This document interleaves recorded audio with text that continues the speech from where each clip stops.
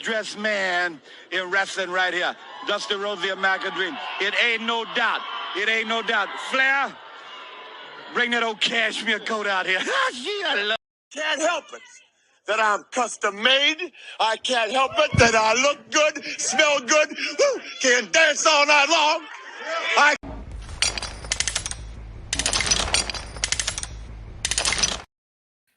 Hey, welcome to a Monday edition of Midday Sports with Rod and Lunch Crew, man. It's going to be probably a quick little episode. I hope everybody's weekend was well and, they're having a great morning. I'm having an all right morning myself. But you know what I'm glad about, man? The Patriots finally getting rid of Brian Hoyer, man. He might have had one of the longest streaks of being the backup with New England. He's like up there with Charlie Batch, all of them. I'm glad he's finally getting cut from the team. I think he might be a coach in his future because, I don't think nobody's going to give him another chance as a backup. I think he could be a good, entry level, go down to coaching, maybe high school and work himself up. I think he's got probably a great mind. It's got to be some kind of reason why Bill Belichick keep on hiring him. But yeah, that's great news. And man, also congratulations, to Anthony Richardson. He was lighting it up at the draft, man, helping his stock, man. He's definitely a freak athlete. I like to see him go to the Oakland for some reason. Him in that black and silver, I think that would be great. I don't know what y'all thoughts about that, but I like to see him in that black and silver. With that weapons and because Jarrett Stidham, I don't know, is he really a franchise quarterback? I think he's more like a backup, but we never know. I think you definitely need somebody young and you need to start looking for the future for the Raiders. That's just my thoughts, man, but let's move along to this great NBA games I saw over the weekend. KD is still him. He had a great game. I think he had like 30 something points. Him and Deb Book, Chris Paul. I think they still need Chris Paul to bring energy and still work the offense through Chris Paul to get the other guys open. But that's just my thoughts. It was definitely a great game. Luka's still doing the crying game. And I just really feel that you really need to break that team apart, man. After this year, I don't think that's a long-term thing. I think they should have gave Jalen Bronson the money. Because, Kyrie lacks on defense. Both of them, you can't hide two players on defense. I love I love the other players on the rotation, but Kyrie and Luka, you can have them scoring 30 plus points, but if you can't play no kind of solid D, there's nothing. But again, I think Kyrie had a good game though. But he cannot. He can't do it by himself. Both of them can't do it. Let me see. What's up, Snowman? How you feeling, man? I'm hanging in there, bro. I am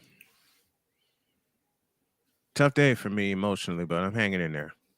Okay, man. What you have going? You got the Brian show going on today, or? Yeah, planning that out now. I'm editing the footage from this morning and just pushing through as best I can. Yeah, that's all we can do, man. Push, and push some more. I just wonder what she would be like now. And the she I'm speaking of course, is my daughter, Donna. Mm-hmm. She passed away when she was 2. I just wonder how big of a sports fan she would be. Hopefully, she wouldn't be wearing that Golden State gear. That's terrible for a young girl to wear Golden State gear. Golden State gear and maybe White Sox gear. You're a White Sox man, right? Born and raised. Like, how does a kid choose from the Cubs and the White Sox? Like, is it like a part of the city? That's easy. Oh, that's easy. I got two. I have two native Southsiders who were in my family, my dad and my granddad. Mm-hmm. That was easy. I wasn't dealing with any drunk Cub fans. Come on, I can't do it. But man, what was your thoughts about? Do you think they got to break up and find an actual shooting guard or another guard that's like a defender? Because I really don't see Kyrie and Luka working for the long term. Kyrie ain't gonna last the rest of the season. You don't think he's gonna last for the rest of the season? You think they're gonna get him out of there? Hell no. Hell no. He's gonna come up because they're 1-4 with him, and he's the problem liability on defense. Well, him and Luka. Let's just call it the way we see it. Hell no, I don't see that lasting. If they sign him to a long-term deal, it would be one of the biggest mistakes they've ever made as a franchise. Yeah, I really don't see it working for the long term. Like, nope. I like Christian Wood's game. I like Christian Wood. I like the other, young nucleus they got. The ball should go through Christian Wood and not Luka. Let Luka create. Let Luka create. But him being Luka being the focal point of the offense is going to hurt him in the long run. Go back to the playoffs. It worked against Phoenix. It was bad against Dallas, against Golden State because he had no one else to lean on. And I sure as hell wouldn't trust him leaning on Kyrie. I couldn't do it. It just wouldn't work. It just wouldn't work. I don't see it. Like, why don't you, like, I just don't understand, why would you make that big trade? You lost a lot of major pieces by giving that trade up. Exactly. A lot of major pieces. And look at yesterday's game against Phoenix. Kevin Durant went haywire. Yeah, he went haywire. He saw Kyrie Irving and Luka and licked his chops. That's well he should. I mean, the Mavericks are like the Cowboys. No defense when it counts. I was going to say the Pac-12, but let's go even better. The Big 12, where defense is optional. Yeah, defense is optional, and I mean, defense is optional. Period. Defense is optional when it comes to the Dallas Mavericks, and they don't play any when it counts. They just don't play any when it counts. Like, it definitely was a game.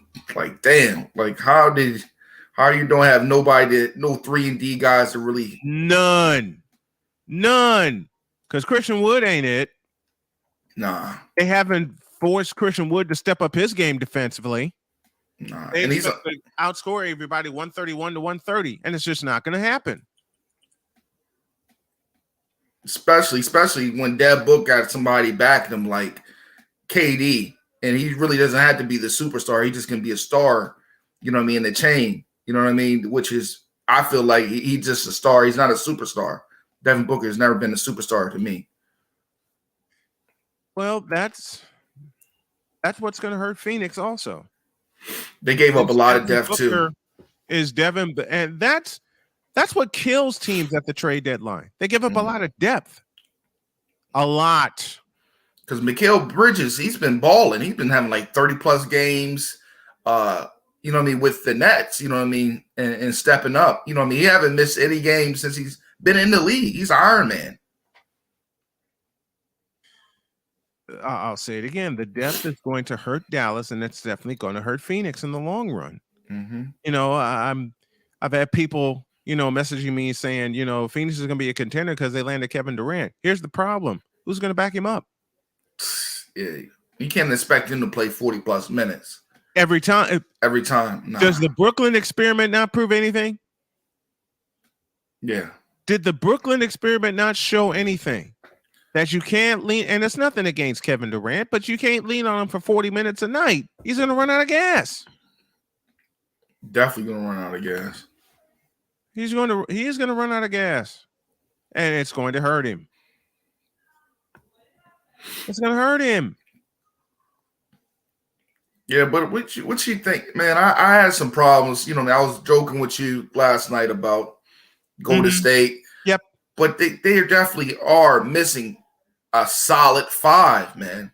And I think that's what's going to hurt them this year. What's your thoughts about that? That's what's going to kill them. That's not going to hurt them. That's what's going to kill them. Is they don't have a solid pivot, and that hurts because the last couple of years they've been getting killed on the defensive boards, and it happened yesterday. Mm-hmm. They're getting absolutely murdered on the defensive boards, and that is going to be their fatal flaw. If they don't solve it quick, that's going to be their fatal flaw. And this is coming from a guy who covers the Warriors, watches them, and people don't think I don't criticize the Warriors when it comes to them. I tell the truth on all teams when it comes to what they're missing, what they have, and things like that. And what's going to kill the Warriors is lack of rebounding. They don't have a rebounding presence because with all their championship teams, last year included, they had a rebounding presence. Even though they didn't have James Wiseman, out with an injury, they were able to solve their rebounding problem. If they don't solve it now, they're cooked when it comes to the playoffs, period. Because teams can just pack the paint all day when they shoot. And it's a lot. And you saw it yesterday in Los Angeles. It's a lot of one and done possessions, especially late. There were hardly any offensive rebounds to be had by the Golden State Warriors. And late yesterday in the final 2 minutes, it killed them. They got rebounded 8-4. They got rebounded 8-1. You can't win like that. Stretch. No, you cannot win like that. Get rebounded 8-1 down the stretch after you come back from 16 down to tie the thing 3 times, and you can't secure a defensive rebound to kick out on the to kick somebody out on the. No, they don't have a solid pivot. They don't have a solid rebounding game, and that is going to kill them when it comes to the playoffs. And you can't let you can't let Austin Reeves and players like that and not put a hand in their face and not clothesline their asses coming down the lane and make them earn it from the line. You can't do that. You can't close. Well, you can't literally clothesline them, but you get the idea. Make them earn it from the free throw line. And that is going to kill them when it comes to the playoffs. It's going to absolutely, emphatically kill them. Unless, and I'll say it again, this is the fatal flaw for the Golden State Warriors. Unless they solve the rebounding problem quick. Unless they solve it quick, you can forget it. So whatever happened with that Gary Payton situation? Did you ever get any news about that? What happened with that? He is injured right now. Okay. They went through with the deal, and they expect to have him back for the playoffs. They better pray, and I will say this, being a Warrior fan and a Warrior insider, they better pray, and I mean hard, that GP2 will, A, give them the defensive presence that they need because they're totally lacking that, and B, it would give them the attitude that they need because they have been maddeningly inconsistent. Now, yesterday's loss stopped a 5-game winning streak, but they're going to have to go on another streak to put some distance between themselves and 6, 7, 8, 9, and 10 because there's only a total of 4 games separating 6 through 10. Mm-hmm. They're entrenched in that 5th spot right now. If they want to make a move and get up to the 4th spot, then they got to get healthy. And they got to get healthy fast. So looking back, do you think that Jordan Poole free agent signing was too much money? I think it was too much. You don't think? No. He's going to pay dividends for them. You in the future, or you think it's a long-term investment? That's what you're saying. Both. Now and in the future. Because before they lost to the Lakers, Jordan Poole rescued the Warriors 3 separate times on that 5-game winning streak. Mm-hmm. Because on those 3 occasions, he had a 4th quarter scoring outburst, or there was one quarter where he just went nuts. Mm-hmm. You know what I mean? There was one quarter where he just went nuts, and it didn't happen yesterday. They're going to have a lot of players step up for them. Mm-hmm. And it's going to have to happen fast. Because if it doesn't, then this title reign is over as we know it. And what you know what I mean? I think so too, man. I think they missed that. I miss that Otto Porter. Otto Porter came clutch for you in the playoffs. Yep. You know what I mean? Yeah, Them pieces like that. Otto Porter was huge. Otto Porter was absolutely huge. Juan Toscano Anderson, length, defensive rebounding. Mm-hmm. They don't have that now. They don't have that now, and I will say it again. It's going to kill them come playoff time. It's going to absolutely kill them. Yeah, I just think that Wiseman trade was too early, man. He's young.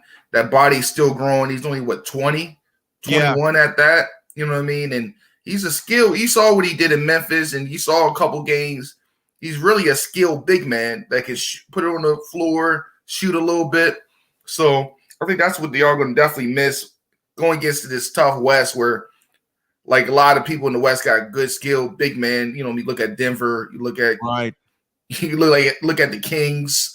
You know what I mean? How about the Kings, man? I think Mike Brown should definitely be coach of the year. Him or the Celtic coach. I think Mike Brown's the coach of the year for the simplest of reasons. The Celtics have been there before. Mm-hmm. All right, they were there last year in the finals. An occasion where they rarely lose in the finals. But where the hell have the Kings been before Mike Brown showed up? That Luke Walton experiment was terrible. Horrible. You know what I mean? Horrible. Absolutely horrible. But yeah, I think the coach of the year should be Mike Brown. And I think it should be a runaway. Yeah, I think it should be a run. I think it should be a runaway for coach of the year. All right, you about to take a quick commercial break, and we'll be right back.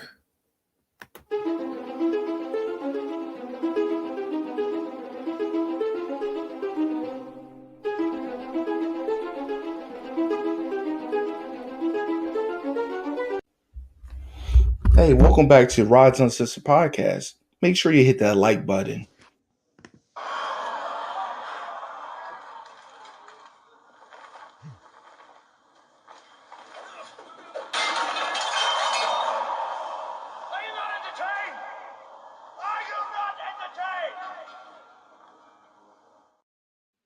What the hell was that? It was Gladiator. I'll repeat my question. What the hell was that? It was supposed to be like a little quick, you know, I'm trying to make my little transitions. Like, I'm trying to get to the big boy league. I got my throat be getting tired. I'm solo dolo today. With you. Okay, what are you drinking? What are you drinking? I like little Starbucks coffee. My wife got me. You know, I appreciate her. Take it from someone who's been there, couple it with water. Oh man. I mean, because coffee will dehydrate you. This is from someone who wasn't a coffee drinker for the longest time, but now I am. This is full of ice water. Mm-hmm. This is what I always couple it with. Okay. So what's your thoughts about the XFL? Did you watch anything over the weekend, man? Oh, hell yeah. What about them Dragons? Yeah. What about them Dragons? What about them? Like, Josh Gordon, man. Still got them wheels on them. They got lucky. What's your problem? What do you think is the biggest problem with the Vipers, man? I love their offense, but no running game. No running game? Yeah, I was thinking that too. No running game whatsoever. And they were projected to be one of the best teams in the league. You know, Sam Shady picked them to be one of the best teams in the league. Yeah, right. They lost their first three games. And unless they win out and somebody loses out, they're cooked. They're done. Oh, so, this is breaking news. Breaking news. Dereck Carr to the Saints. What's your thoughts about that? Good. I think that's a great move right there. I think it's a wonderful move. I think it's an absolutely wonderful move because now the Saints have a quarterback they can rely on. Mm-hmm. You can't rely on famous Jameis. You can't rely on Taysom Hill. Now you have a quarterback that's a little taller than Drew Brees, but can run that offense like Drew Brees. Unfortunately, Sean Payton is not there. He's in Denver. I'll give my thoughts on that in a minute, and I'll probably do that this afternoon when I'm on location. Man, that is what they needed. A 4,000-yard quarterback who can manage the pocket and throw the damn football to the right team. Mm-hmm. Nothing against famous Jameis, but riddle me this. What has he done since he's been in the league? Nothing. 30 for 30. I rest my case. My case. It's definitely, you know what I mean, a great step up for them because they've got a lot of talent. You got some of the best receivers, you know what I mean, Chris Olave. There's countless receivers on that team. They need someone kicking the ball. They need someone to throw it to him. And that defense is not that bad, you know what I mean? They can manage the game, but they just need more points from the offensive side. Mm-hmm. I mean, you're gonna hear me editing here as I'm doing like 200,000 things at once. You know how it goes when you're flying solo and you got with your team. So many things to do. Narrow that focus a little bit. John Morant because John Morant. There we go. Mm-hmm. I'm editing as I go along. Here. I got my baby girl spirit in me, you know, saying, "Keep going, Daddy, keep going." Mm-hmm. So, yeah, I got that. But yeah, Dereck Carr to the Saints, hell of a move. Especially in that weak division. Can you please say it again? Especially with that weak division. You know what I mean? They definitely should be able to get out with that piece.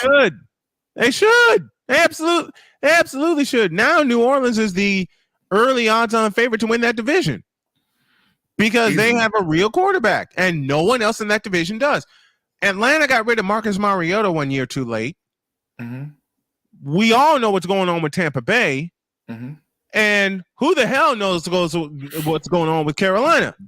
And you know, Jay and I are going to talk about that every morning on the morning show when I have him on. I just think that who coach they picked up from Frank? They picked up Frank Reich, right? Frank Reich, yes.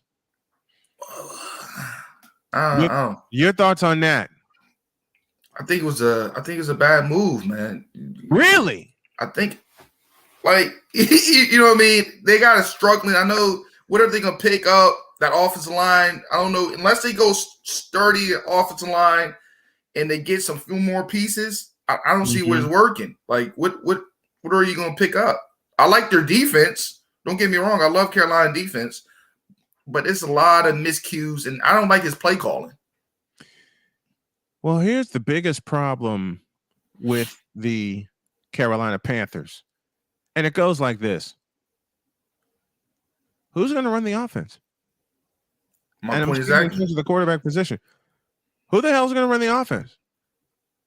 And for that matter, the question should be, who do you trust to run the offense? Because they're going to have to go out and get a quarterback.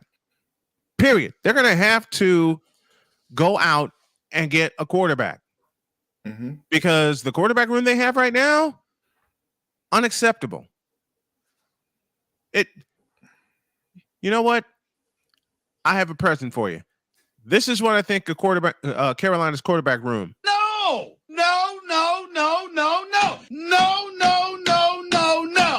There you go. Like, I think they need somebody that is with that poor offensive line at the tackle position, left, right. Quit using my words. Hey, quit using my words. But you speak the truth, though. That porous offensive line. Yeah. Let me invoke my late dad here. And Dad used to say this to me about my grades and whatever half-assed effort I used to put together. That offensive line of Carolina is piss poor. Let me use my dad's words. That offensive line of Carolina is piss poor. And it's porous. And then they got those like my bonus mom, my stepmom always telling me, put some zest in that ass. Like, put some zest in that ass. Can you preach that again? Put some zest in that ass. That's what there you go. Because there you go, man.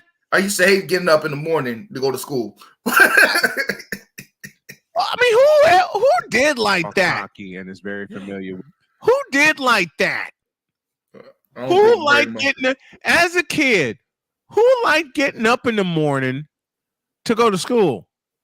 Who in the bloody hell came up with that concept? Because I know for a fact I hated it. I hated it. I definitely did. And who came up with that? And definitely if I missed the bus, you were dead ass. I had to walk. You know what I mean? In Tennessee, Tennessee gets cold. It get cold in wintertime. That wind. And that's no way nothing to play with. You a dead ass if you a dead ass if you try to walked in Chicago. Walked in Chicago. Do I need to tell you anything? No, it's cold different out there. My aunt lived in the outskirts of Chicago. Ouch. Ouch. You know what I mean? I got picked up. I think we took the Greyhound or something back when Greyhound was popular. This had to be early 2000s. When Greyhound was a thing. Oh my God, the wind was jumping. I said, "What's the sense of having these buildings? The wind ain't not. What's the sense of having these buildings? The wind is not nice in the city of Chicago. From someone who's there, the wind is not nice. The wind is not nice in the Windy City. Do you think they're gonna the Saints gonna release Jameis Winston? Yes. Do you think his career's over with? Done. Damn. DUNN. That's for you, baby girl. DUNN. Done. Yeah, they done. Shit. Done of oos. I never thought I'd say that because I liked famous Jameis when he was with Florida State, but I'll tell you the exact game that did him in.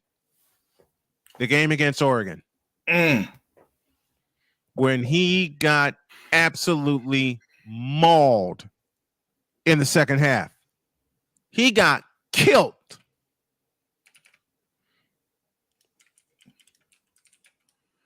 Yeah, you know what I mean? I loved him. He got blasted. I liked him. I used to like watching him at Florida State playing baseball, though. He was pretty solid.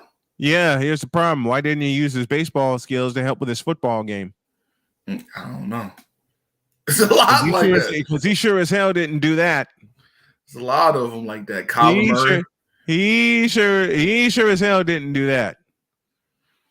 Do you feel like the Arizona team's going to be the same like this coming up this year? Struggling? Worse. You think they're going to be worse? They're going to be worse. How bad do you see them? Like only 4 wins? 3. God damn. God damn. 3 wins. I mean, do you really riddle me this? Do you really trust Kyler Murray at the quarterback position? No, man. I don't think he's a long-term thing. It's like the one of the blacks. It's like, not. Like with the black expectation movies where you should be like, you're just a toy. You know what I mean? Yes. I don't think that it's a long-term thing, man. I think that hip is going to be a problem for long, you know, for the long term. I think he's going to always be broken up. Mm-hmm. You know, I don't think that's a long-term thing. But if you're a 49er fan, of course. Yep. What would you like them to see draft? What position would you think y'all need most? I think offensive lineman. O-line. We got late round draft picks. Spend it on the offensive line because everything else is taken care of. Everything else is taken care of. I think it's time to develop a replacement for Trent Williams. I think it's time to develop somebody to take that spot. He's up there in the age, Snowman. Come on, you can't expect too much longer. I'm gonna say about another 2 to 3 years, man. I say you got another 5 years in him. Another 5? Think of the way he's being used in San Francisco. He's being used a lot better in Frisco than he was with the Redskins. Oh my God! Because when you have 6'8" and 360 pounds coming at you in motion, which frightened the piss out of the Green Bay Packers. Mm-hmm. You remember that playoff game, don't you? Yeah. He definitely got the best wheels at that tackle position coming out. Come on, we haven't had a left tackle like that since Steve Wallace. Damn, you went all the way back. Paris.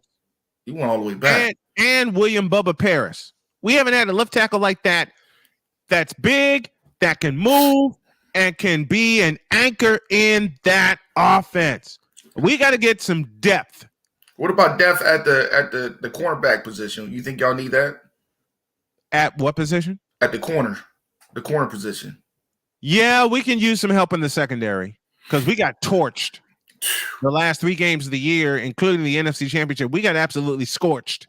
Yeah, y'all got burnt like, you know what I mean, child support payments, okay? Y'all got burnt like child support payments. Listen, we got burned worse than that.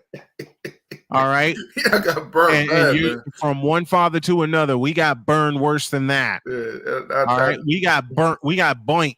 Let me use my grandpa's words. We got boink. Yeah, y'all definitely got burnt.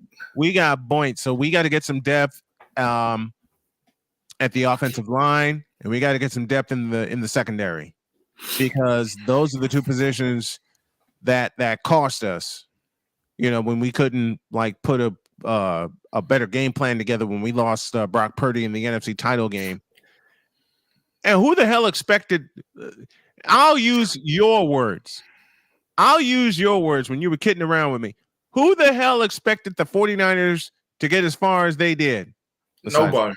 Besides me. Nobody. You must be Negrodamus because I didn't. I did not expect that to happen at all. You gave me so much shit when we were 3-4 going to Los Angeles to face the Rams. I will never forget. We had a heated exchange and we were both laughing at this mess. We were both laughing at the end of it. You basically said there's no way we would go to Los Angeles and beat the Rams. I said, are you sick? We're going to go to Los Angeles and beat the piss out of the Rams. And then your message to me was, do you really think San Francisco could win? Well, we're going to push the plunger and blow them to smithereens. You really think they're going to win that easy? Come on, man. Like, I've never seen a Super Bowl team like the Rams ever in my life. They disintegrated. You have one of the best defensive tackles of all time. And you got blown to smithereens. Beginning with week 8, they got blown to bits. And you know what I mean? Bobby Wagner, if you need a home, please come up to Titletown. We surely could use you. He ain't going to Green Bay. I'm talking about the Patriots, Titletown. That ain't Titletown. That's America's team. Bullshit. Bullshit. Want America's team for the next year ain't the Patriots and it ain't the Cowboys. America's team right now is the Kansas City Chiefs. I think it's done with them, man. I don't see them coming out. You are mad. I don't see them coming out again. I do. That only why they got there because you know that call was questionable. I've seen people get hit harder out the sideline. But think of it this way. That's the scope of the NFL right now. They got so many rules in place to protect the quarterback. I'm looking at you, Tom Brady. They got so many rules in place to protect the quarterback, and they want to take away how to really play football, how to really think. Am I right or wrong? They want to really take away how they play football. And I'll give you an example. One team that's been a thorn in the Patriots side over the years has been the New York Giants. Oh, yeah. I mean, hell, the Giants have been a thorn in my team side all throughout the 80s. Because even though we beat them in 1984, they killed us in 1987. They brutalized in 1986, rather. They brutalized us in 1987, and they escaped Candlestick Park in 1990 with 5 field goals. Not a touchdown to be had by the Giants, and yet they win 15-13. All I can do was applaud them. The Giants played real football. Did they get flagged a lot of times? Yes. Did they care? No. Because even after Bill Parcells left, and Dan Reeves came in, Dan Reeves preached the same thing. If you get to the quarterback, hit him. And the Giants are one of the only teams that brutalized Tom Brady. And when I say they when he was with the Patriots, and when I say they brutalized Tom Brady, and you know this to be true, they beat the piss out of Tom Brady. You know me from Ozzy. What's that? Ozzy Omoro. Omoro. Justin Tuck. Michael Strahan. Canty. They brutalized Tom Brady. They didn't even JP. Even JP in the second one. Jason Pierre-Paul. Jason Sehorn. They didn't care if you were Tom Brady, if you were Joe Montana, if you were Steve Young, if you were playing the quarterback position, and they licked their chops to come after you. And that's what I think defenses should get back to. Fuck the flags. Forgive me. Play football, man. Play football. I miss Hines Ward's crack blocking. Remember when he's crack blocking? No, man. Hines Ward used to lay people the fuck out. He used to lay people out. And that's one of the most beautiful. That's one of the most beautiful things. He used to lay people out, man. I remember when he hit Ed Reed, and Ed Reed was just so dazed. Pow! Pow! Like I missed them days. He blasted Ed Reed. That's why I like Kyle Juszczyk, man, because he's the last one, man. The last fullback. The last fullback, man. And Juszczyk is not afraid to block people. Juszczyk is not afraid to block anybody. All right? He's not afraid to block anybody. And that's how that system in Frisco succeeds. They use the fullback position. Hell, they use everybody. Who am I talking about? They use all their positions. And the key to San Francisco that Philadelphia figured out, we love to run the football. We're old school. We love to run the football. And that's what some teams need to get back to. Develop a running game, and it starts with the offensive line. It starts with the offensive line. What's going on with college basketball, man? It don't feel the same, man. I'm not even interested in watching March Madness right now this year. I am. There's no big names, no big name coaches. But that's the rivalries. But that's the beauty of it.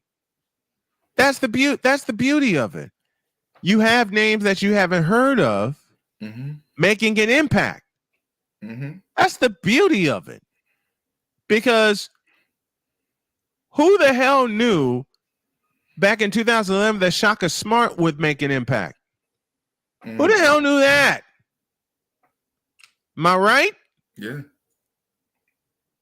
I mean, I'll give you a coach right now that could make an impact if they have a good run in their conference tournament. His name is Chris Collins. And who is Chris Collins the coach of? My beloved Northwestern Wildcats, who picked up a big win last night. Big win at Rutgers. And they won by 12. So now, and I'm going to make an announcement, and I believe this to be true. Northwestern is the number 2 seed in the Big Ten tournament. Damn. Which means they get a bye. When was the last time that happened for y'all? We never been the number 2 seed. In history. The best we got in the Big Ten was 2017, where we were the number 5 seed. That's why I feel like I like watching women's college basketball because it's more competitive. It's more competitive. And it's more fundamentally sound. This is why the WNBA won't get any love, because it's more fundamentally sound than the NBA. They want to see the flat, and it's ESPN based. Who took coverage of the WNBA? ESPN, I rest my case. If ABC was an independent entity,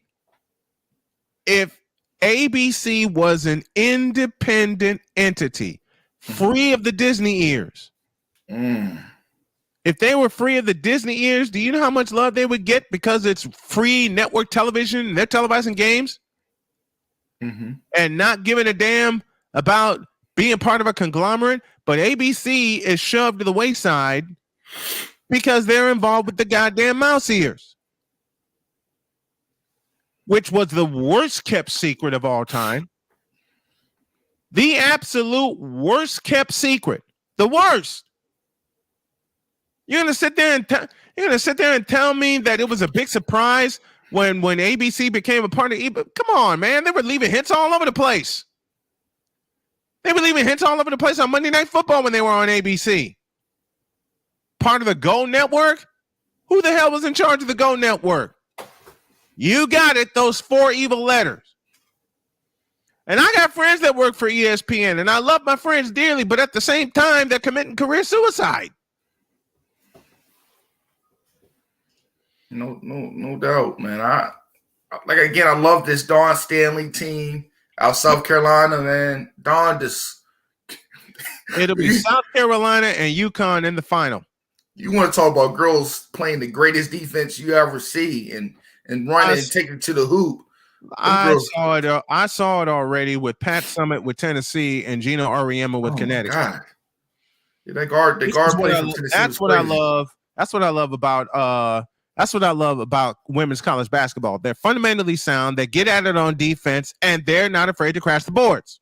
No. They are not afraid to crash the boards. Period. You know what I mean? I even show love to, you know what I mean, the FCS level college women, JSU's women head coach, Tamika Reed. Last year, she went on a run and almost had LSU stunned. You know what I mean? That's what I love about women college basketball. Anybody can get, you know what I mean, taken care of, you know what I mean, at the right day. Any and everybody. Any and everybody. But man, are you looking forward to the baseball season? Have you been watching these spring Hell training? yeah, I'm looking forward to baseball. What you think about this Mets team, man? Who? This Mets team. Mets. Who? The Mets. Who? The Mets. What? The Mets. What? The Mets. What? Oh man, you ain't showing them no love, huh? Fuck no.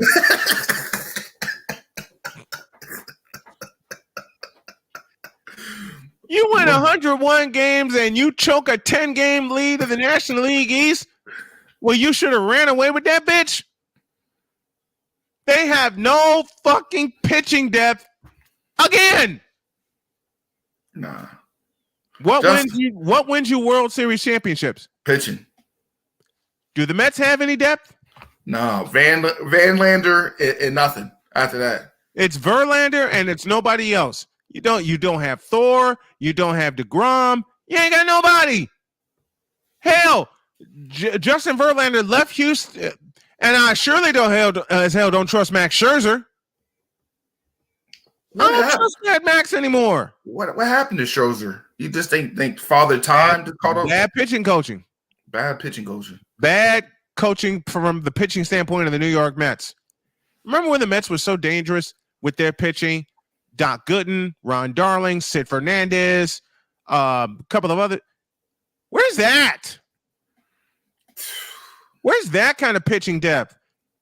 Hell, my White Sox, 2005, had not one, not two, not three, but 4 starters that can give you a full game.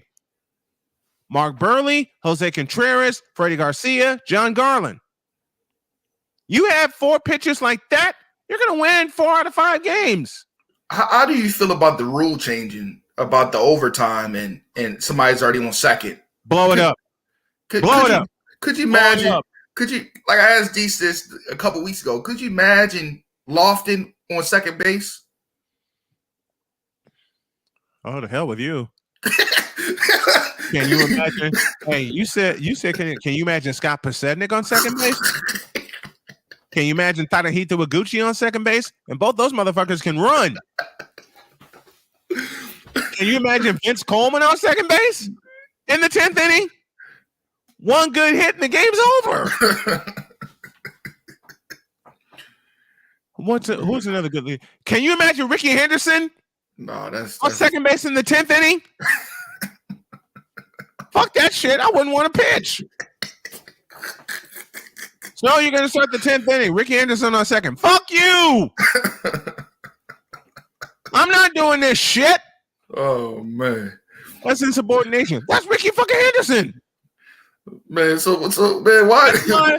Kiss my ass. I'm not facing that. Oh man. Can you imagine if you're Bruce Sutter and you're going out to the 10th inning, you see Ricky Henderson on second base, Bruce Sutter would drop the ball and walk off. Like, that's not fair. Yeah, that's I gotta turn around and look at this speed demon on second base. Fuck that shit. You know what I mean? I really don't. I don't get a chance to watch a lot of. It's hard for me to watch my poor team, the Orioles, play, man. Because I just watch a lot of Philly games with my wife, and I call it a day. I just look at the score on my phone because it's like. And it's like the Orioles actually played 500 baseball last year. And I was surprised. And gave the fans of the Orioles and Camden Yards false hope. They gave him false hope, and they gave him false hope. It hurts my heart every year, man, to watch that, man. It's like going through a divorce and rewatching over and over again. It's terrible. It's terrible. Is it that bad? It's that bad, man. Every year, a star gonna leave. You know what I mean? Mateo Mullins, you let Trey Mancini go last year, and he wins the World Series. Like, you can't get worse than that. Wait a minute.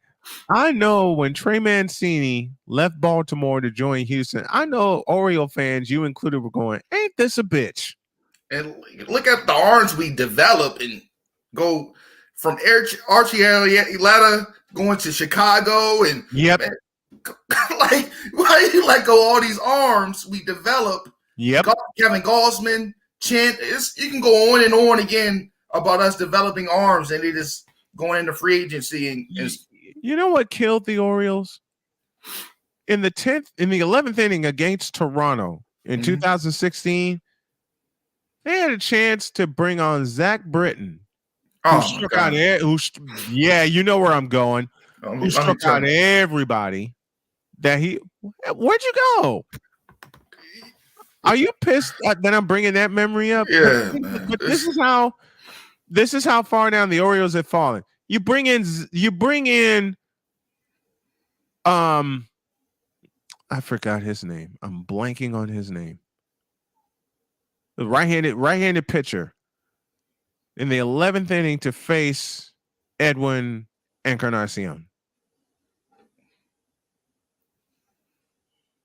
You bring in this pitcher who hadn't done a doggone thing, and I'm still blanking on his name. I gotta find his name now. I gotta find his name now. Blue Jays, Orioles, 2016. 2016 wild card game. Do you believe in the wild card game or the wild card series? I like the wild card game. I like the wild card game too. I want to see a series of wild card. It takes too long. And you putting your players at a chance to get injured playing a series for a wild card series. I like this again. Ubaldo Jimenez. Oh my God. Ubaldo Jimenez, who gave up the wild card game clinching home run to Edwin Encarnacion. Why did you not bring in Zach Britton, who struck out everybody? I think it was Zach Britton. Yeah. Why did you not use him? And you know what I mean, Snowman. You're bringing up. You're bringing a. I'm gonna need some Toms after you hurting my heart right now. But it's countless. It's their fault. It's countless things. I remember when Nelson Cruz, after he got popped from that steroids, did rehab at Baltimore and got paid. Like he hit like 50 homers. Yes, hit like 50 homers that year and got paid. 51 hit. Like it's countless things. You know what I mean? Manny Machado leaving. Like You wasting. We had a great shortstop, J.J. Hardy. I think J.J. ain't done a goddamn thing since. You know what I mean? Countless. Am I telling a lie? No. Ain't done a goddamn thing since. Now I see these young, like I said, Mateo, Mullins. Both these players are going to be. They probably wear pinstripes. You know what I mean? Or go somewhere up. Would you be surprised? No. You know, we're like a farming system that in the major league. Like it's terrible, man. You a nut. I love it. You a nut. But it's the truth, though. It's the truth. I mean, who that? Look, y'all haven't had any pitching since Scott McGregor. God damn, man. God damn, man. And you know who Scott McGregor is. God damn. You know who he is. Like I kind of blame my dead uncle. God rest in peace, my uncle Nate, for putting his heartbreak on me, making me watch the Oreo games. Why are you blaming him for putting his heartbreak on you? Because he got me hooked on the Oreos. Because y'all were winning at the time. I just missed the 90s. Look, y'all haven't had a catcher. Wait a minute. Y'all haven't had a catcher since Rick Dempsey. God. Who broke my heart several times. Y'all haven't had a good shortstop since, you know the name, Cal Ripken Jr. Oh, man. And J.J. Hardy is partially okay. Partially. But he ain't Cal Ripken Jr. I'm going to even go better. We haven't had a good a center fielder since Adam Jones. Oh, I'll go further than that. Y'all haven't had a good center fielder since Al Bunbury. God, you going to encyclopedia now. I'm going all the way back. You going to this because y'all haven't had a good. Okay, you ready? Go ahead. Hold on to your microphone, and I'm probably going to get a blank picture from you. Y'all have had a good left fielder since Tito Landrum.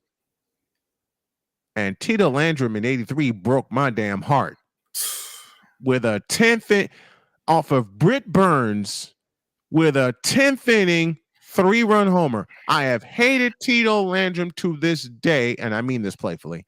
I've hated Tito Landrum to this day for that one hit. That was the only hit he had in that game. He was 1 for 4. And that happened. I turned off the television. My mother said, "Why are you turning off the television? They haven't batted in the bottom." I said, "Mom, the game's over." Yeah, you've watched enough baseball.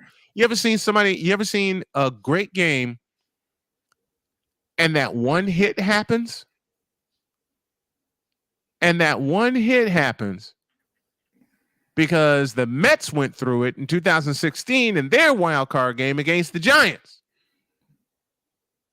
And one pitch turned into a 3-run homer, and the Mets never recovered. And then this past season, they made the playoffs. Should have been the East champions, but they choked away that lead. And if you think about it, had the Mets won the East, they wouldn't have had to see a wild card series. They'd have been one of the teams to get the bye. Man, it's hard to watch that, man.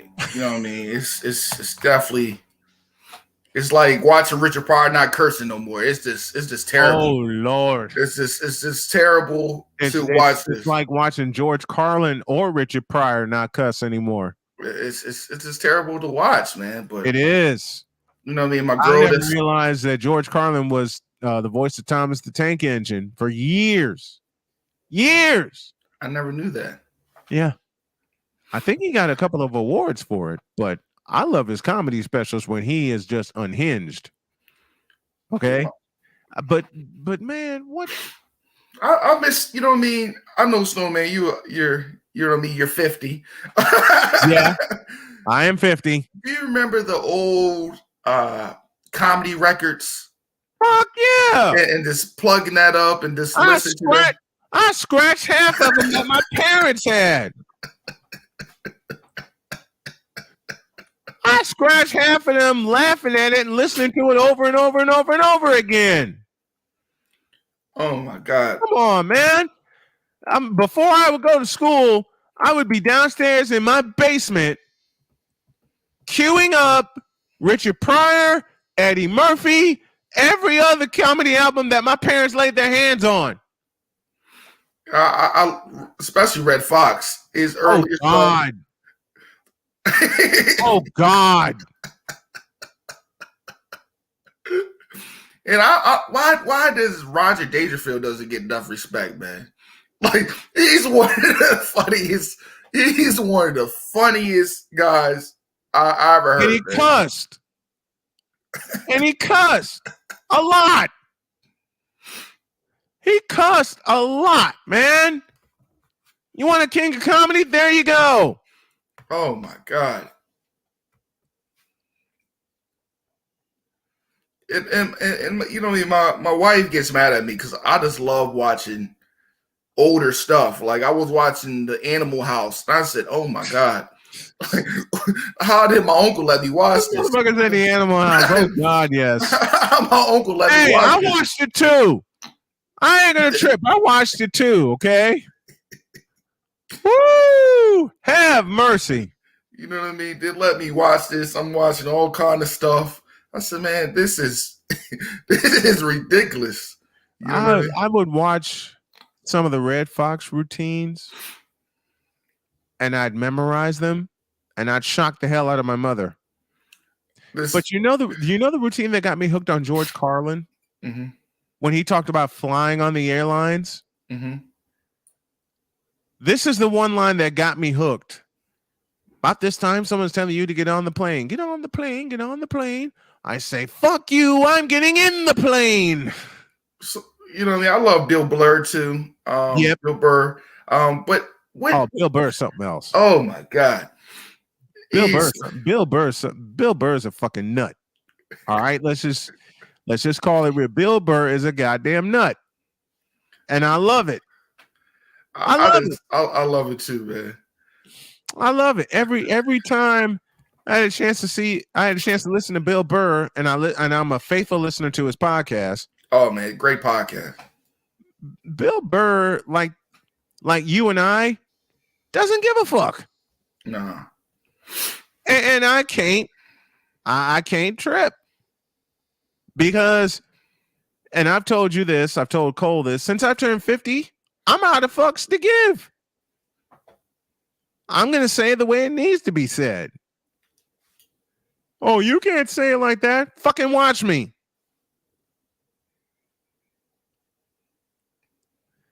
Everything's so PC. It was like I was doing this morning when I was going completely off about the guy that double crossed me in North Carolina. And if y'all didn't hear it, you need to go back and listen to that. I went nuts this morning because I hate people that say they're going to do one thing and then they do something completely different. Oh, you bitch. So how does that work, right? You know, you break down the business of podcasting and further, how do you evaluate your content being on somebody else's platform? I will eviscerate that in one sentence. It's no longer your content.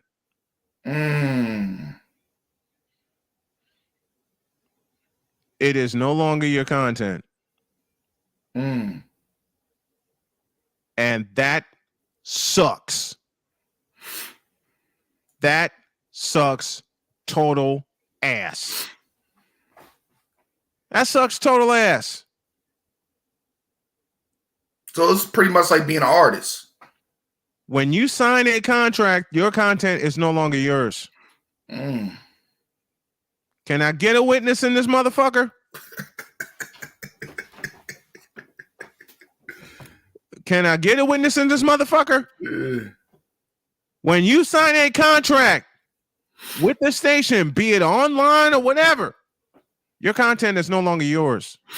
So I approached a couple of ladies that, just left one network, and then Cool McCann gave me a very sound piece of advice this morning saying, let them be independent, but you can share the hell out of their shows. I just want to air their shows on my network. I don't want anything else. I just want to air their stuff on my network. They don't have to be affiliated. I don't want them to be affiliated. I want them to be totally independent, but I just want permission to air their shows. Mm. And if need be, to keep them independent, I'll help sell the fuck out of them. Mm.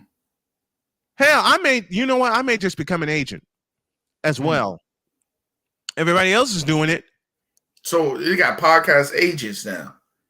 If they don't, I'll be the first one. You laughing, but I'm dead ass serious. So how fucked up did the situation get with you? I know you told the story before. You said you was only getting $50 for a podcast. He was giving me $50 a month for a $200 a month effort that I was putting together. Bitch, you stupid motherfucker. I pulled my show one morning and didn't look back. And this motherfucker didn't want me to talk about baseball. We didn't want you to nor hockey. Nor hockey. You understand me? Because black people don't like hockey or baseball.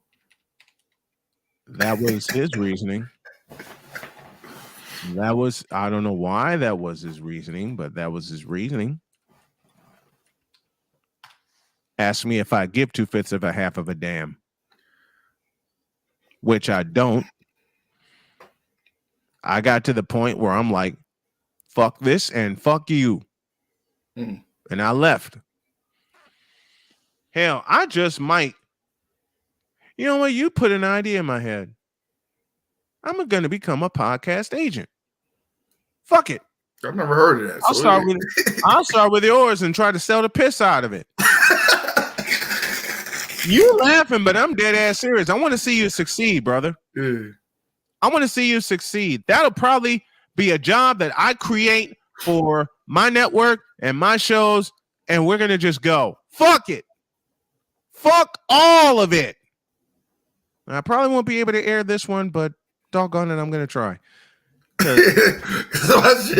I'm taking this shit over and just cussed all morning, getting raw feelings out. This is Raw Feelings Monday on midday sports with Rod and the Lunch Crew. Okay, yeah. This is Raw Feelings Monday. But fuck it. I'll become your podcast agent. Watch this. I'll get some affiliate sponsorships for you. I'll get you some paid sponsorships for you. Fuck it. So who was your first sponsor when you first got started? When I first got started, my very first sponsor was a local Subway in Chicago. Wow.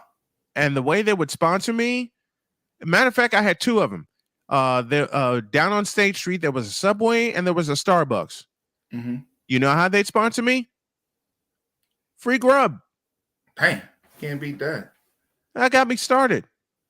I mean, they flat out told me, you mentioned us during your broadcast, and this happened at Starbucks first. You mentioned us during your broadcast. We give you free drinks. Fuck, you're on. This when I was living with my mother. God rest her soul. I love her and I miss her dearly. But and you've been there. You wake up one morning and you're like, I'm not staying here today. Fuck this. I got work to do. And pack your gear and get the hell out as fast as you can. Mm-hmm. That was the time I was living with mom.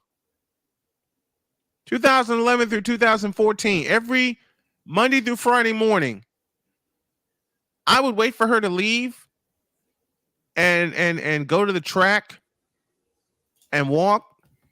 I'd walk my ass out the door and go. Oh, what's up, Deets? Deets! What's up, guys? Oh, it was a late night for you, huh? Sorry, I had a little banking issue to take care of. Good. Glad you did. Yeah. I'm getting raw feelings off my chest about dealing with crooked ass people. The Tobacco Road Sports Network is led by a crooked ass person, and this morning on Snowman in the Morning, I let him have it. Don't we know it? Isn't that the same guy? Isn't that the same guy that said, black people don't talk about baseball? That's the same motherfucker. That's all you need to. That's all you need to know about him. I mean, come on. If you don't watch baseball, I don't trust you anyway. Listen, Deeds, he was telling me, not only over the phone but face to face, that A, black people don't talk about baseball, which is a fucking lie. B, I shouldn't talk about baseball on my show, which is a bigger fucking lie. And the day he told me that over the phone, the next day he got me a guest to talk about, wait for it, Henry Aaron. And he put a note in the notes, and I believe I still have it, that I'm to keep the conversation to 15 minutes. You know what I did to piss him off? I had Jay Spivey for 30 minutes, and I had my special guest for 35 minutes. How are you going to talk about Hank Aaron for 15 minutes? If you want somebody to talk about Hank Aaron, you keep them on for one, maybe even a whole 2-hour episode talking about Hank Aaron. That's a 2-hour episode waiting to happen, and now I'm reaching out to him to get him back on the show. You know what I did? I cut a segment off of the first hour, and I never edited the half-hour conversation I had with Jay, nor the half-hour conversation with my guest talking about Hank Aaron. I left those in the way they were supposed to. Well, a black guy at 2:00 going to talk to a hockey referee from Buffalo. You know. Yep. I got a special guest. He's a hockey referee. I think he played a little bit of semi-pro hockey. Nice. You know what I mean? So I got that at 2:00. So a black guy gonna ask some questions about hockey at 2:00 today. Hey, I may jump on and ask that. I may jump on with that. I love that. But it's just asinine to me. It's asinine to me to make the assumption that black people don't talk hockey. And he says, wait, and he said this into my face to a guy that's a fan of the, you guessed it, Chicago Blackhawks. I mean, he told me not to talk hockey, and I'm a fan of the Chicago Blackhawks, and by proxy, a fan of the Carolina Hurricanes, because I lived in Carolina.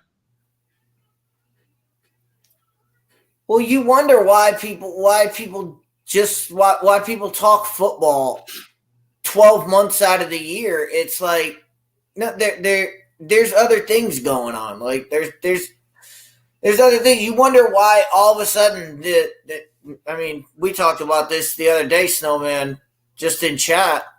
You wonder why people spend so much time talking about the combine. Yes.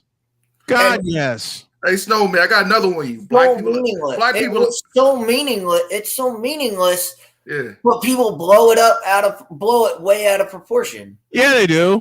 Black people like country music too. I like country music too. Black people like country music. Yeah. You know who got me? Just a minute. You know who got me? You know who got me hooked on country music? Who? I married her. Oh man. You know why I got hooked on country music? Because when we worked at Amazon in Durham, North Carolina, that's what we would listen to on the way down from Henderson to Durham. We had a 45-minute drive. I'm thinking, okay, I'm going to get some sleep. She found a country station, and we've been jamming on country ever since. The Durham Bulls. The Durham Bulls, the Winston-Salem Dash. I missed all of that shit, man. I mean, we're going to be heading west. Don't get it twisted. We're going to be heading west. But she knows I miss North Carolina. Mm-hmm. But the biggest reason I'm not going back, I don't see any more opportunity unless North Carolina A&T comes a calling or UNC Greensboro comes a calling. And believe me, I'm still talking to those guys. But at the same time, I mean, you talk about base. I mean, where else are you going to get more baseball than Arizona? Thank you. That's why we're heading out. That's why we're hitting that, because I believe there's more opportunity in the Phoenix area. Absolutely, there is. Phoenix is amazing. I love Phoenix. I wanted to go to Phoenix. Jody asked me, which area do you want to go to? Do you want to go to Phoenix or go to Tucson? I was thinking Tucson at first because the Arizona Wildcats angle, but then I thought about it. Phoenix and Chandler and that area, there's opportunities all over the place. I'm in contact with a guy now on LinkedIn who's in Chandler, who directed me to Chandler Junior College. I'm jumping all over that shit. Don't let me find a full-time job in Phoenix, Arizona, or a remote job, because I'm telling Jody, look, get us a U-Haul and let's get the fuck out of here right now. Because except for my family and my wonderful, awesome care team, I'm done with the state of Indiana. Fuck them. I'm done. I've had it. We went to Phoenix on family vacation when I was younger, and we didn't know what to do there. So we bought tickets to a Suns game, and it happened to be Celtics versus Suns, which was awesome. But while we're standing in line, guys like, "Oh, you guys are from out of town? Tomorrow we got Phoenix Coyotes coming in. Here's 4 tickets." Wow. They just gave us tickets. They were like, if you guys want to come, if you guys are in town, you want to come back. We're like, yeah, we'll come back. We sat right on the boards to watch an NHL game, and the guy just gave them to us. Beautiful. Because they were like, we need as many people as we can get to come in here. So here, come on in. Yeah. They didn't even care. I mean, I'm really looking forward. I'm really looking forward to getting out there and getting restarted and getting back into life, because I beat pancreatic cancer. Stage 4 pancreatic cancer, as I've learned. I thought it was only stage 3. Nope, it got to stage 4. It got to stage 4, and I kicked it in the ass. Now here and all these trolls against me. Oh, you'll never beat it. I won. We won. Wait, let me invoke a little Dave Martinez. Let me invoke a little Dave Martinez. This is for Dietz. This is for Rod. This is for Cole. This is for everyone that believed in me when I first went under the knife. We stayed in the fight. We won the fight. We won the fight. We won the fight. I mean, Cole and Dietz were one of the first ones to say, okay, we'll see you back on air soon. It took an extra couple of months, but I'm back on full time now. And Dietz, I want to tell you something that I told Rod earlier. I think I'm going to add the role of podcast agent to my list of duties.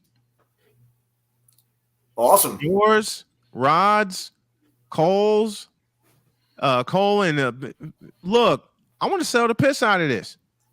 And it's not going to be affiliated with it's going to be produced by Snowman Multimedia, but that's it.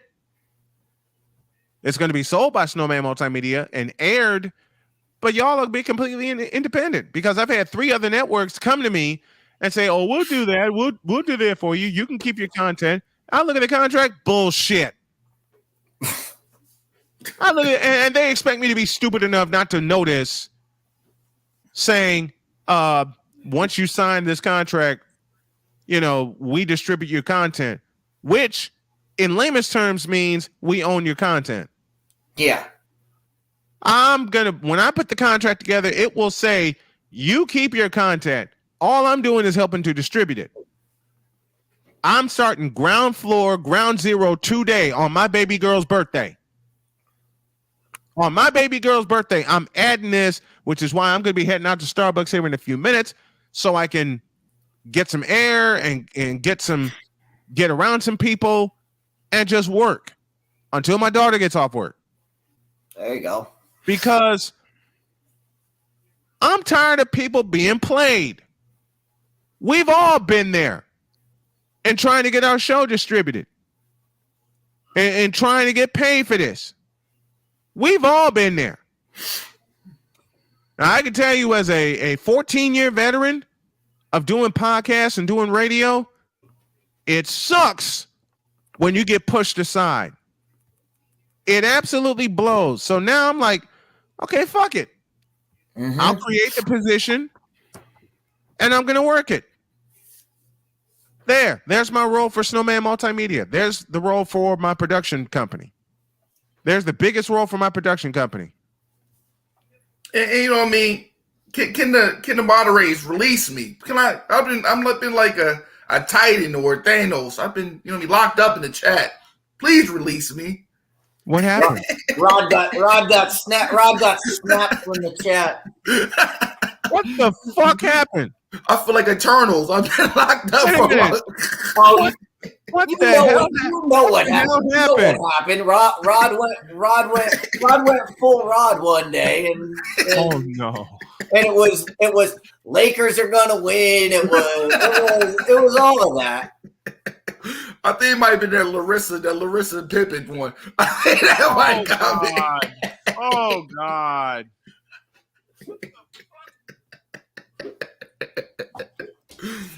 Oh man. Somebody gotta be Rick Horn. Somebody gotta be Rick Horn in the chat. And here I get in trouble just for saying what the hell is that on occasion. Oh man.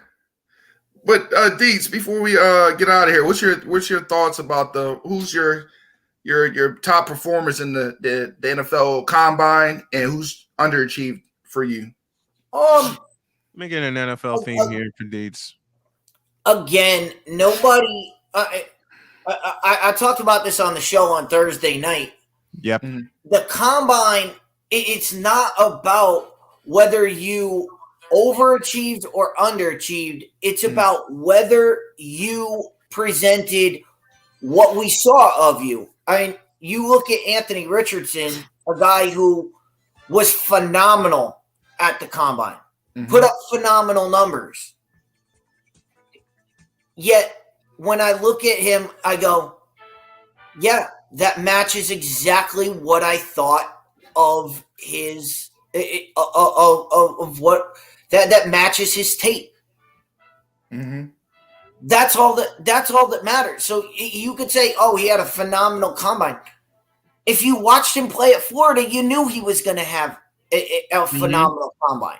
Mm-hmm. If he didn't, then we would go, oh, what's going on? And we would go back and look at him. But because he had a phenomenal Combine, doesn't make me go back and look at his tape, because I can tell you right now, when I watched him play against LSU and throw for less than 100 yards, when I watched him play against Kentucky and throw for less than 100 yards, when I watched him play against Tennessee and throw for less than 100 yards, all of those games matter more to me than what he did in Indianapolis in 3 days in Indianapolis.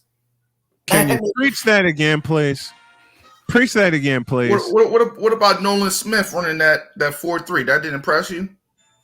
Nolan Smith running a 4.3 again. Nolan Smith that matches Nolan Smith's tape. Okay. Sorry. The best thing about Nolan Smith, the best thing Nolan Smith did is he passed the physical. Mm-hmm.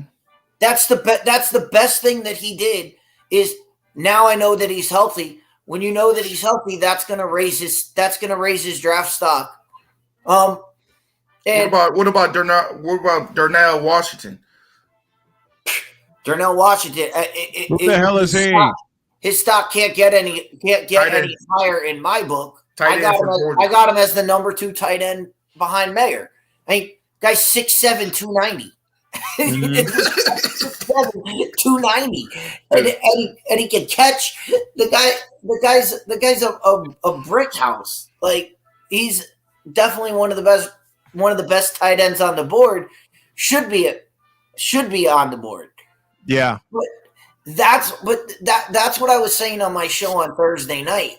That's what I was saying. the combine should not make or break you. What it should do is confirm it should confirm everything that you're saying, whether you like a guy or dislike a guy. If you dislike a prospect, the combine should show you, all right, this is why I dislike this guy. If you like a prospect, the combine should show you, this is why I like this guy. Mm-hmm. If it doesn't match, if they do something, if you say, well, I don't like this guy because he's this big or he's this, he's that, all of a sudden the guy blows away and runs a sub 4.2 40, it should make you go, wait a minute, this guy just ran a 4.2, but he's not that fast on the field. Why was I not seeing this? Why did I not see this speed during the season? And that why will tell you more of what you need to know about that player. Yeah. I mean, the biggest example is, and I forget the guy's name, but everybody would remember, the Raiders used to do this. The Raiders drafted a wide receiver out of Maryland with like the 5th pick in the draft because he had a great combine. Is that Farrell Edmonds? No. Was that Farrell Edmonds? You mentioned tight end in Maryland. That's the first I forget the guy's name. He later played for the Colts. He played for a bunch of teams.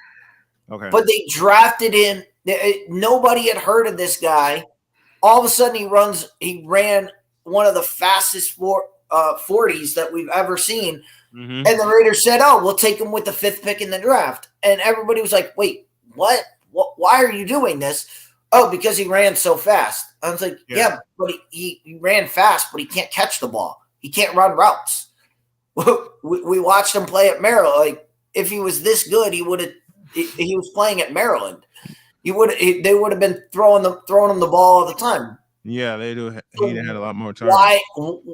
So and I said this on my program. If you go back when Al Davis was in charge, mm-hmm. the Raiders had the best track team in football. Yeah, they did.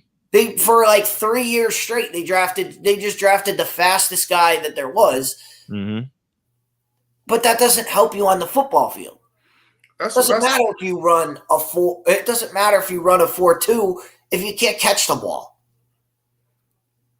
I mean, if you're Drew Pearson and you're the fastest man alive, that's great. But you got to be able to catch the ball too. Mm-hmm. That's why I like what Daryl Green was the fastest man. He kept proving it. But he had crazy hops too. In and out of pads. Let me get on out of here, fellas. All right. Thank you, Rod. Right, thank you, Deej. I appreciate you. But man, before we, I know we're talking about the combine, but I want to interject here and get into your wheelhouse here. I want to get your thoughts on what happened yesterday with the Lakers. It was bully ball. They don't. I told her, me and Cool McCain was talking about it in the chat. The Warriors got so much belief in that small ball. It's crazy, and they don't have a solid big. That was the biggest problem. Anthony Davis was having his way with Draymond Green, Looney. They're too small, man. But you notice what I said. What I said to Cool McCain after that was, Anthony Davis played different without LeBron. Why doesn't Anthony Davis do this when LeBron is there? And to me, it looks like it's a mental thing with Anthony Davis, where Anthony Davis is just like, well, LeBron's got the ball in his hand, so I can just hang out. I can just hang out at the 3-point line, watch LeBron cook. And I don't know if that, again, I don't know if it's an Anthony Davis mental thing or if it's a coaching thing of, hey, when LeBron has the ball, everybody just get out of the paint. I'm saying this, but it looks like an AAU game. You know what I mean? When LeBron's there, let me tell you this. It looked like an AAU game. If you notice the swing outs from Anthony Davis from that post. Austin Reeves, Hillbilly Kobe was balling. The swing outs, moving the ball looks completely different. Well, LeBron, it's a lot of ISO action, and we need to get away from that. Because you know what Anthony Davis needs the ball to go through him to be effective. He has to get the ball in the paint. Yeah, I mean that's what has to happen, and that's why I say it's got to be something. It's either the coach, it's either the style of coaching, or it's Anthony Davis's mentality. I think it might be the coaching, because we've seen games of great defense on both sides, playing great defense, great offense, moving the ball. Some weeks we go back to the ISO.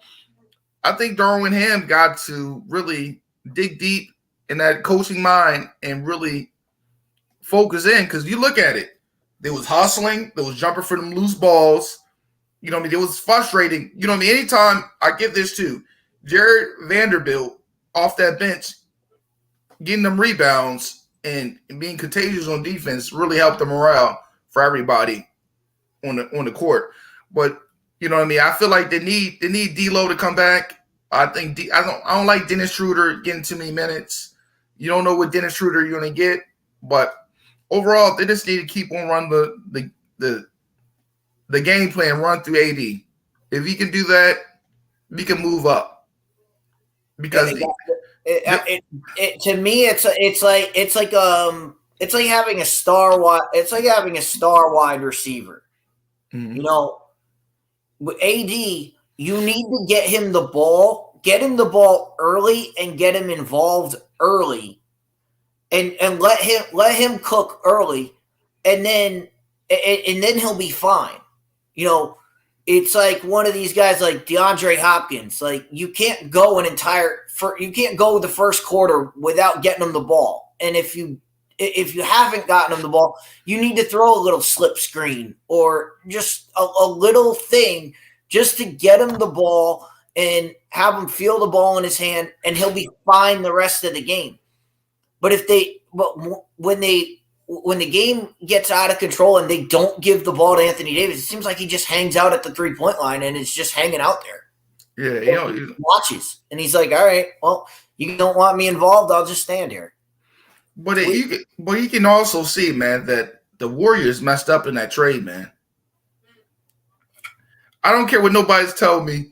You can't size, and that's something they lack right now. They've always lacked. I mean, they've always lacked a size, and you've seen that in their championship runs. I mean, they had guys like they had to bring in guys like Andrew Bogut and other guys to fill that role when they were rolling. They had those kind of guys. They don't have those guys anymore. They went all small ball, and they thought, oh, Draymond Green can make up for a lot of things. He can't make up. He can't make up. He can't make up 3-4 inches. No. He just can't. Especially nowadays. No. And that's why I think it was lacking, man. Anytime somebody go to 8-1 in rebounds, it's pretty much over. You know what I mean? When it comes to rebounding, because all them shots are not going to go in. You know what I mean? All them threes, some days you're going to be off from 3. And when you don't have that to go inside, you're going to have problems. You got to have an inside-out game. Yeah. And to stick with the NBA, you know, it was a great 3-week run or 3-4 week run for the Milwaukee Bucks. I love everybody coming on.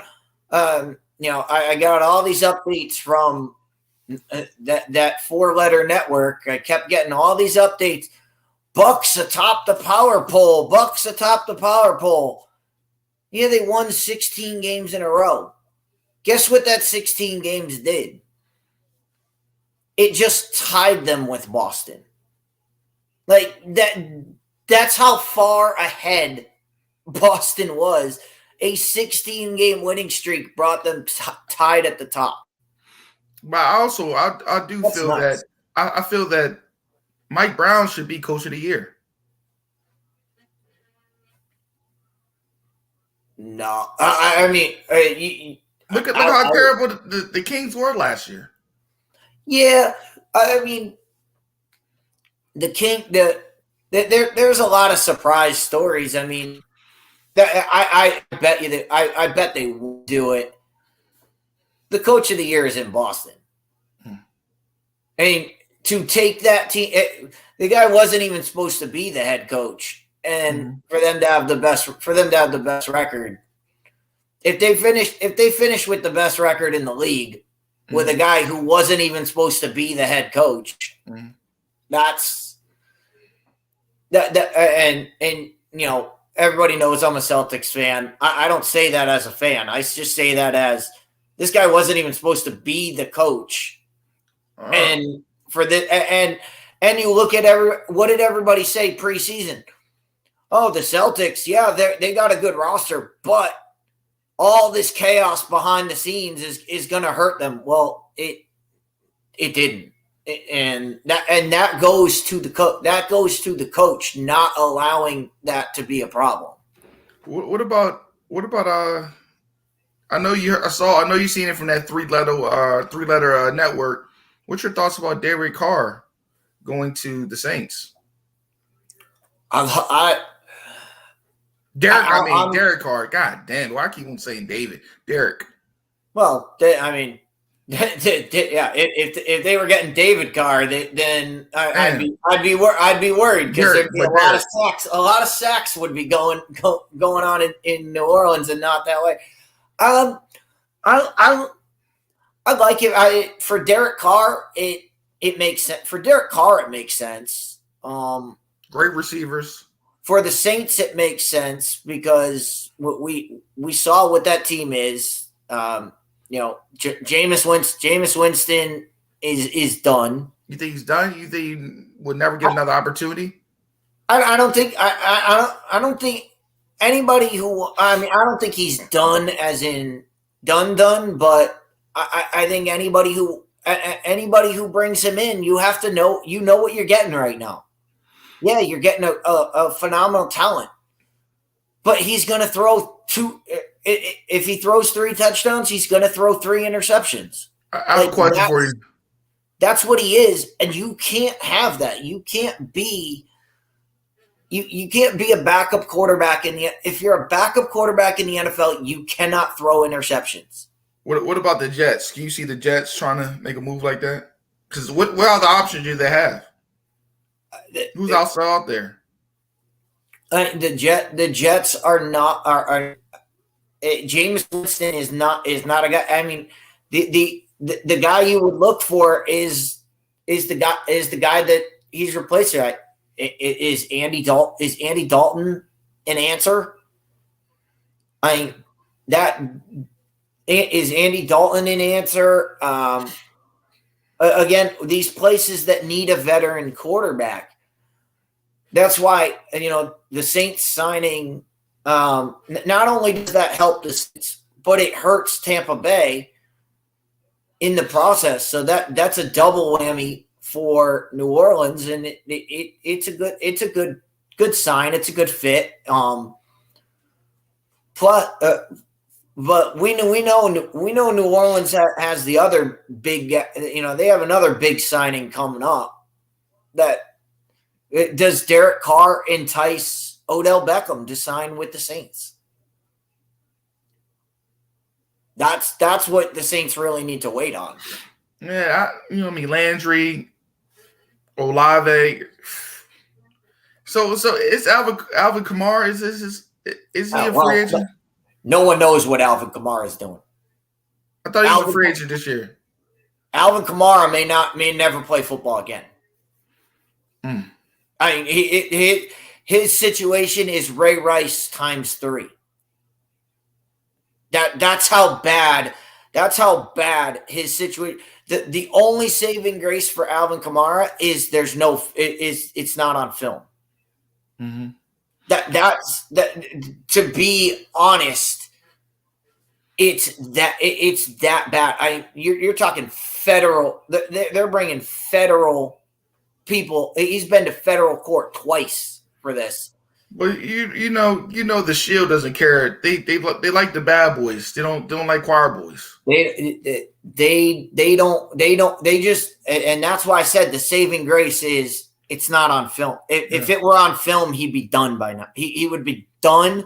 He would never. He's never going to step foot on a football field again. If there was camera footage of what they say happened, what they say he did, and what's been reported, if there was camera footage of it, it would. Again, Ray Rice never stepped on the field again after what he did, and that was his wife. That was his wife, and all of that. It doesn't excuse what Ray Rice did, but I'm just saying that was that. What Alvin Kamara did was a complete stranger, a complete, So that's why affiliated with him, and it's about, and like I said, it's 3 times worse than what Ray Rice did. If Alvin Kamara's saving grace is where he did it, there were no cameras. That's why I don't like the league, man, because it's so wish-washy. You let Dante Stallworth kill a man with a car, but a man smack his old lady is out the league. What's the difference?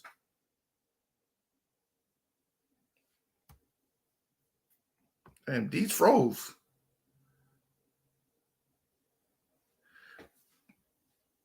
We're gonna do a quick commercial break till these come back.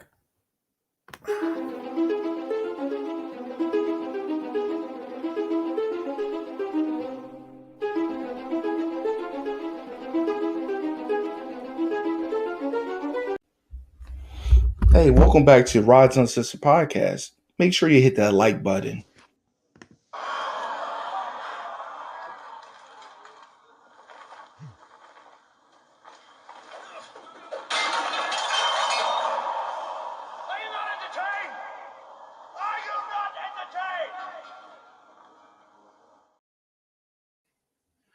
Yeah, you know what I mean? I don't know if Dee's coming back or not, but it's been a great show today, man. I hope y'all, and y'all entertained.